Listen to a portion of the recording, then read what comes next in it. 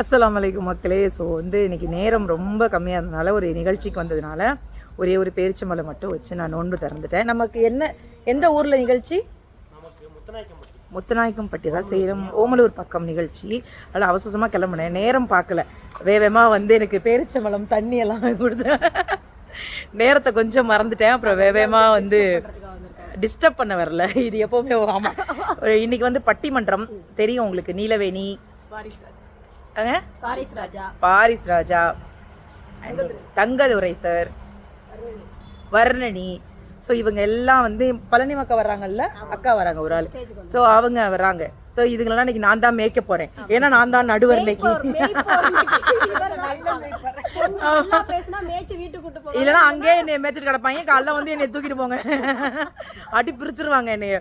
So நல்லபடியாக நோன்பு திறந்தாச்சு ஒரு பேரிச்சம்பழத்தோட. இதுக்கப்புறம் அங்கே போய் லைட்டாக ஸ்நாக்ஸ் மட்டும் எடுத்துகிட்டு மேடைக்கு போகிறேன்.